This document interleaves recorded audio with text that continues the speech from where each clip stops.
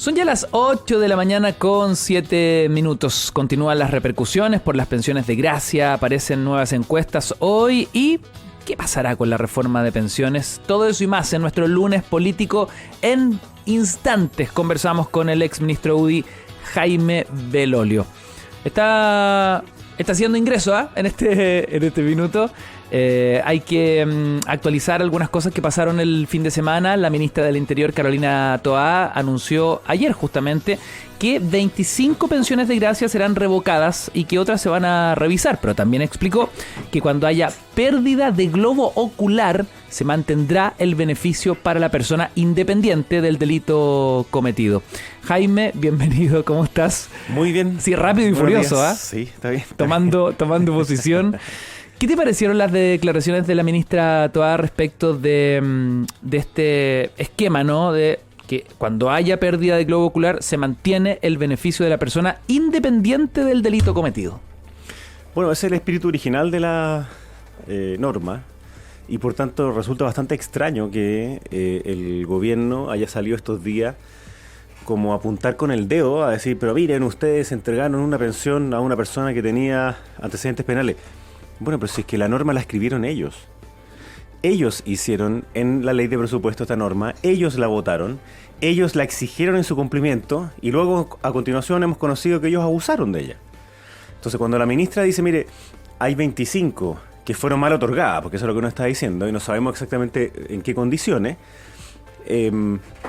pero no se las vamos a quitar a aquellas personas que sufrieron trauma. Bueno, ese era el espíritu original. O sea, cuando en el gobierno pasado se entregaron 149 pensiones, todas ellas eran bajo lesiones graves o gravísimas. Y este gobierno fue el que bajó ese estándar porque fue una promesa de campaña y luego fue una promesa en el primer discurso del presidente Boric diciendo que le iban a entregar a más personas y después eso significó a personas con daño leve. Y lo que se hizo originalmente era pedirle entonces un certificado médico que constatara las lesiones. Y por eso eran estas graves y gravísimas. Luego este gobierno cuando asume, a los pocos meses duplica en algunos casos la pensión y por tanto vuelve a revisarlas todas. Entonces que hoy día el gobierno quiera desentenderse de su propia responsabilidad en el origen, en empujar a que esto se hiciera y luego después en revisarlas todas y entregarlas todas es francamente insólito. O sea, yo no puedo entender cómo quieren mirar para el lado, como se diría en chileno, hacerse los Larry, cuando ellos fueron parte del origen mismo de esto. Entonces que ahora, solamente porque se hizo público, salgan con esta campaña, la verdad es que no la entiendo, porque además ellos tenían estos antecedentes. El preinforme de Contraloría les llegó en octubre del año pasado. O sea, ya sabían que habían personas con antecedentes penales como uno con antecedentes de fabricación de pornografía infantil, que no tenía además ningún tipo de certificado médico que constatara sus lesiones. Al que, paréntesis, se le revocó de forma automática. Y que además el Ministerio Público le había dicho que su causa no iba a perseverar porque no había antecedentes. A esa persona le entregaron también una pensión, entonces que ahora traten de empatar o tratar de mezclar. Es un falso empate que yo creo que ha sido una tónica que ha seguido el gobierno, lamentablemente, en la idea de no hacerse cargo de la responsabilidad de lo que hicieron antes o de lo que hacen ahora. Entonces ahora lo que les toca es hacerse cargo y la ministra, yo creo que buenamente va y dice, mira, estas 25 no. Nosotros le solicitamos varios después de la andanada del gobierno, después del comité político completo, porque esta fue una campaña comunicacional, de decirle, bueno, agarren todas las pensiones, todas, que tengan algún tipo de antecedente penal, que tengan algún tipo de duda y revóquenlas instantáneamente. Ahora, ¿es perentorio modificar la norma? Digo porque voy a las declaraciones de la ministra de ayer. Cuando ella argumenta que no tiene que ver con que una persona sea un buen ciudadano, tiene que ver con que esté acreditado un daño causado por el Estado que es grave, irreversible y que tiene consecuencias severas para su vida. La lógica original es, tal como dice ella, y está súper bien, y de nuevo, pero quiero insistir en esto, esta fue una glosa de presupuesto. En la ley de presupuesto es una ley como tal, digamos, no es solamente, o sea, vale como ley. Por tanto, las cosas que aparecen cuando se explicita que hay cierto monto que puede ser gastado en ABC, eso es como que fuera un artículo de una ley. Y eso fue lo que ellos introdujeron en su momento y después agregaron otra más, porque lo que querían era apurar esto. Y parte de los que suscribieron esta indicación era en ese momento el diputado Monsalve y otros tantos más.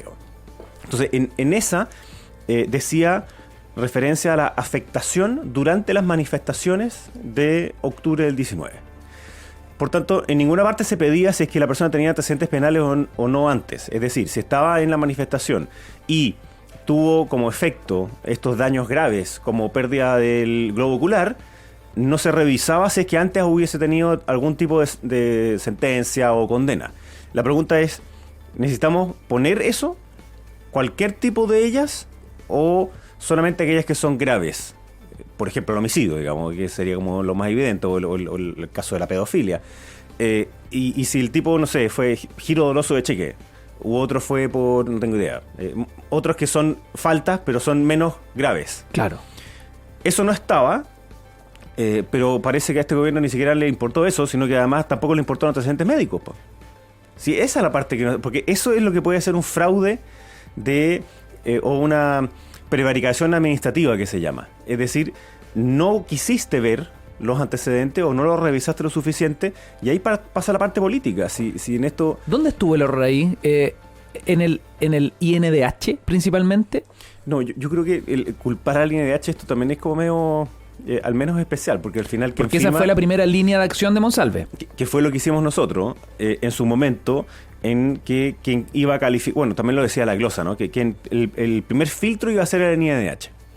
Y a continuación entonces se entregaba al Ministerio de Interior, pero el Ministerio de Interior también tiene que revisarla. Po. O sea, no es buzón, no le corresponde al INDH entregar pensiones de gracia. Le corresponde entregar los antecedentes para que luego el Ministerio de Interior los revise y entonces otorgue esas pensiones de gracia. Entonces era extraño que el subsecretario Monsalve dijera, no, esto es culpa del INDH. Chuta. Pero si además varios de los que proponían esto eran los mismos partidarios del mismo subsecretario Monsalve en el INDH. Y lo que quería decir es que en el fondo aquí lo que se empieza a ver con bastante claridad es que justo hace 4 años atrás, porque fue un 25 de enero, fue esta homenaje que se le hizo a la primera línea en el ex Congreso Nacional. Los aplaudieron, los ensalzaron, los subieron arriba, hablaron encapuchados, les dijeron que ellos eran los verdaderos héroes del nuevo Chile, estuvieron a favor de la violencia, estuvieron a favor de votar el sistema democrático, en el caso del Partido Comunista, y entonces ahora dicen, bueno, teníamos que de alguna manera a los compañeros ayudarlos. O sea, acuérdate que los indultos que se dieron, ellos los llamaban presos políticos de la revuelta. Los indultos que se dieron hace un par de años atrás eran personas que tenían un largo historial de condenas previas. Y los siguieron teniendo hasta el día de hoy, por eso es que hay al menos un par que también siguen detenidos. Entonces, ese es el problema. Se hace público y se da cuenta, vuelve a aparecer esa como pesadilla repetitiva, en esas como que uno no se quiere acordar, así como que siempre te persigue una serpiente, te caís y como que no te terminas de caer, o como que no... ya. Eso es el estallido para ellos. Vuelve a aparecer una y otra vez. Entonces aquí vuelve a aparecer de nuevo porque fueron comparsas de esa violencia y de esas personas, y por tanto lo que pudo haber pasado es que no se revisaron los antecedentes. Uno no sabe si fue por negligencia o porque en verdad no importaba tanto, pues ya había que entregarle a más personas. Ahora, la ministra Toa, en la misma línea de la ministra Vallejo, indicó que cuando ustedes eran gobierno ocuparon las mismas reglas, tuvieron los mismos problemas y asignación de pensiones con los mismos criterios. O sea, la misma situación que lo que está viviendo hoy día el gobierno de Boric. No, pero eso no es así, porque primero fue la misma hoy día ministra Vallejo, parte de las impulsoras de esta regla, que, digámoslo así, es una indicación, es una glosa en el presupuesto. Es decir, va en una línea, dice esto se va a gastar de esta manera, entonces había como un artículo, que la glosa 12 o 15 que se ha hablado durante estos días, porque después crearon otra más. Luego entonces hace un reglamento, que es lo que hizo el gobierno nuestro, donde se exigían antecedentes médicos. Y ahí se entregaron 147, si no me equivoco, que, como decía, eran a personas que tenían daño grave o gravísimo.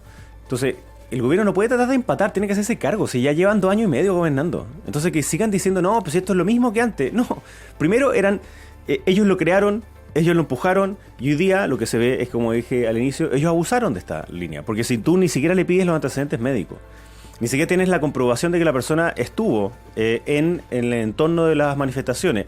Hay una persona que salió que los antecedentes médicos que presentó eran anteriores a octubre del 19. Habían otros que presentaron antecedentes que no tenían que ver con las manifestaciones, digamos, que puede tener un daño a la persona, pero eso no tenía que ver con lo que había ocurrido esos días. Entonces, ahí está el problema del cual este gobierno no se quiere hacer cargo. Si ese es el punto. El horror da la sensación que se quedaban solamente con el testimonio. Exacto. Se quedaban con el testimonio y no se comprobaba. No se comprobaba ni se confrontaba el testimonio con documentación médica y que en el fondo tuviese lógica que era lo exigible, con los hechos relatados. Exacto, que era lo exigible. En su momento el Instituto Nacional de Derechos Humanos presentó, ya no me acuerdo, pero eran miles de querellas a puro testimonio. Nunca comprobaron ninguna de las otras de los otros aspectos. Y está, bueno, es una lógica que está ok, porque en el fondo tú presentas la querella y después quien hace la investigación en la fiscalía, ¿no? Pero varios de esos casos, ya sabemos, la Fiscalía dijo que no habían antecedentes y sin embargo se entregaron de igual forma las pensiones. Entonces, ¿por qué? Y otra cosa completamente distinta a lo que le haga la justicia, ¿no? Lo que se decidió hacer en enero del 22, cuando ya estaba electo el presidente Boric, es que se aplicó el reglamento de esa norma que había sido puesta por la izquierda antes en la ley de presupuesto y nosotros nos tocaba aplicarla. Y la aplicamos de la manera más... yo no diría restrictiva, sino que de la manera más aguda posible. Y si ahora no se cumple eso, bueno, tienen que hacerse cargo nomás. Y ese es el punto. Entonces, cuando uno ve por el lado de la izquierda el Partido Comunista amenazando que iban a ir a la Corte Interamericana de Derechos Humanos, después dijeron que no, de ahora dijeron en verdad que igual pueden ir, te da cuenta de qué es en verdad el tema. El tema no es si es que se le pidió o no los antecedentes penales. Es que algunos de ellos sienten que tienen una deuda con aquellos que incitaron, promovieron y ejecutaron la violencia durante octubre del 19. Ahora, volviendo a esta teoría del empate, ¿no? ¿Estás de acuerdo con que el proceso se da en el marco de un procedimiento legal, administrativo, que fue insuficiente para proteger a los presidentes de la República cuando entregaban pensiones de gracia? Estoy tomando las palabras del subsecretario del Interior, Manuel Monsalve. ¿Crees que hay que corregir desde la base esta norma porque fragiliza la posición presidencial de quien le toque, digamos? En Chile hay más de 18.000 pensiones de gracia, que no tienen que ver con el estallido, sino que tienen que ver con hay una ley y después hay un reglamento particular y hay un área dentro del Ministerio del Interior que es la que revisa las pensiones de gracia. Entonces, por ejemplo, a mí me tocó trabajar con la Fundación Deportistas para un Sueño, en donde hay niños y niñas que tienen enfermedades terminales y a varios de esos casos se les revisa el poder tener una pensión. Esa es una de las lógicas de estas pensiones de gracia, ¿no? Después a otras personas, no tengo idea, que han sido declaradas como a sí mismos como patrimonio. Entonces también se entrega una pensión. Claro, por mérito, digamos. Exacto. Entonces lo que quiero decir es que la pensión de gracia no es solo relacionado a esto. Entonces, y para esas pensiones, lo exigible no es ni el certificado médico, sino que son otras condiciones, ¿no? Tiene que estar fundada, por cierto. En este caso en particular es donde se decidió por el gobierno nuestro que se iba a exigir lo médico. Y lo penal es un parte del debate. Entonces, como te decía antes, si es que una persona efectivamente recibió un daño permanente que le afecta su capacidad de trabajo, le vamos a pedir hasta qué nivel de antecedente penal. Claro, ¿cuál es la verdadera prueba de la blancura de hoy en más? Exacto. ¿Cuánto? A mí me parece que obviamente ninguna persona con un delito de sangre o un delito contra menores tiene que poder recibir una pensión de gracia. Parece bastante razonable. Pero ¿cuál es ese punto exacto? Bueno, es parte de ese debate democrático. No estaba porque en el origen, quienes lo crearon no lo pusieron ni tampoco les importaba ponerlo. Y hoy día, evidentemente, en la crisis de seguridad que estamos, me parece que sí sería razonable tener ese límite. Y así como también, que fue otra discusión distinta, sobre la capacidad de un presidente de poder indultar a personas con antecedentes penales previos. Porque acuérdate que en ese momento también el presidente Boric dijo que esto no eran delincuentes, no eran jóvenes delincuentes, dijo. Y habían algunos de ellos, como Luis Castillo, que tenía un prontuario como de 10, si no me equivoco, como 5 condenas previas, y que además hoy día está preso por un supuesto secuestro. Entonces, esa capacidad también de indulto tiene que tener algún límite, además de fundarlo. Bueno, esas son materias que me parecen que son perfectamente discutibles. Si protegieron o no protegieron a los presidentes, bueno, ahí es parte también de la labor de los ministerios, hacer esa revisión. Bueno, lo hablaba con Francisco Vidal en una entrevista tiempo atrás respecto de lo que significa para un presidente la enorme responsabilidad de dar indultos. Uh-huh. También es un tema que sería interesante discutir. Completamente, y fue parte de la discusión en el último proceso constituyente. Si se podían entregar o no, si se podían revocar de alguna otra manera. Debiesen los presidentes de la República tener que manejar ese es un fierro caliente ese. Es tremendamente delicado. Y se entendía en un momento, por ejemplo, bueno, obviamente que esto viene de muy atrás, ¿no? Que es el pardon que le llaman, que lo puede hacer, no sé, era como el indulto real. En Estados Unidos existe esta cuestión hasta el día de hoy, con una cuestión que a nosotros nos parece obviamente muy llamativa, que es que algunos se pueden autoperdonar. Que es una parte del debate, digamos, decir lo que va a hacer o no va a hacer Trump. Entonces, claro, uno como que le llama la atención y dice, pero ¿cómo es posible? Claro. Pero es dentro de la misma norma. Porque es una cosa media, no sé, monárquica. Absolutamente. Entonces, es la decisión que va además en contradicción con lo que la justicia había dictado. Claro. Entonces, claro, si tú tenías un sistema de justicia que también era despótico, digamos, que bueno, ya. O cuando existía pena de muerte, por ejemplo, también era una cuestión de conciencia. Entonces ahí se podía conmutar esa pena, ¿no? Se le hacía como el perdón a la pena de muerte y se conmutaba por, no tengo idea, por prisión por la vida, digamos, por 40 años que en Chile cambió. Pero hoy día yo creo que vale la pena menos revisarla y posiblemente objetarla y hacerla hiper restrictiva, porque si no es un poder demasiado discrecional, ¿no? ¿Cómo se fundamenta el que tú, una persona que está condenada por los tribunales de justicia, tú decidas decir ya no tiene más esa pena, está indultada, digamos, y por tanto puede salir libre? Efectivamente es un fierro caliente, y la pensión de gracia es algo que bien utilizada tiene todo el sentido del mundo. Como digo, son 18.000 que se siguen, además es una cuestión obviamente de Estado más que de gobierno, si bien es una facultad del presidente. Y en estos casos que se han hecho públicos, me parece que lo más sano, lo más responsable es que el gobierno simplemente las revoque todas, que aquellas que tengan algún tipo de duda, y que si después hay alguna que ya subsana la duda, pues ya, perfecto, la podrá entregar de nuevo. Pero para la fe pública yo creo que es importante que se revoquen absolutamente todas las que están con algún tipo de condición o sospecha. Jaime Belolio, el pasado miércoles 24 de enero la Cámara de Diputados aprobó en general la reforma de pensiones. Se rechazaron, sin embargo, algunas indicaciones claves, ¿no? ¿Cómo ves el avance del proyecto en el Senado? A ver, yo creo que está difícil porque en el Senado va a partir la negociación como si no hubiera pasado nada en la Cámara. Claro, parte en hoja en blanco, de cero. Exacto. Salvo la parte de la discusión de a dónde va este aumento de pensiones, que es 3.3, ¿cierto? Y en verdad dice 3 para la cuenta individual y 3 para un fondo de reparto, pero de esos 3 de la cuenta individual es menos, en verdad es 2,1, porque hay una parte que es transitoria y qué sé yo. Entonces es como que fuera un 4-2 hacia lo reparto y 2 a la cuenta individual. Solidaridad. Solidaridad versus cuenta individual.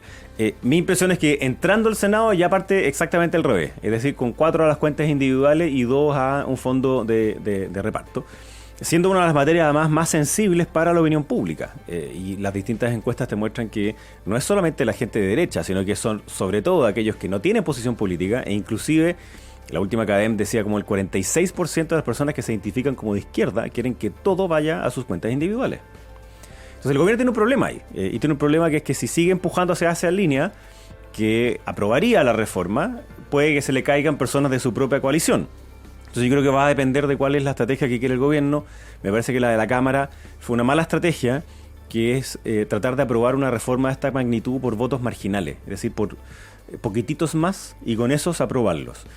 Además del impasse, por decirlo de alguna manera, con el diputado Ibáñez, que minutos después de que haya firmado el gobierno el acuerdo con Demócratas va y insulta, digamos, ahí mismo, o ofende ahí mismo a la presidenta demócrata de forma gratuita, y yo lo entiendo como esa tensión interna, en donde varios tienen que haber estado indignados, diciendo cómo es posible que firmen con ellos, en vez de salir con nosotros en la foto, salen con ellos, entonces pégale, digamos.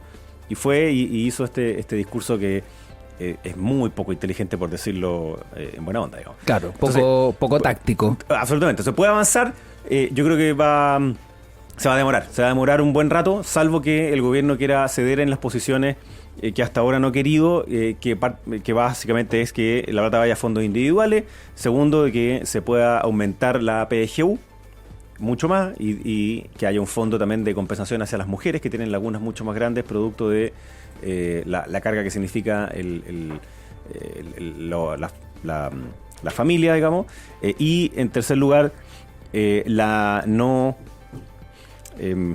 monopolio, digamos, de el manejo de los fondos por parte de un ente estatal. Yo creo que esas tres cosas podrían hacer que perfectamente esto se aprobara. Ahora, la ministra Jara dijo que la reforma, confesó, ¿no?, dista de lo que el gobierno quería, pero dice cedimos. Ahora le toca a la oposición ceder. Jaime Belolio me dice que no, que al gobierno le toca ceder. Pero si no han cedido nada, si estamos en el mismo lugar que lo que ellos rechazaron hace varios años atrás cuando nos tocó a nosotros en el gobierno presentar una reforma que era 3.3 en la ausencia de PGU.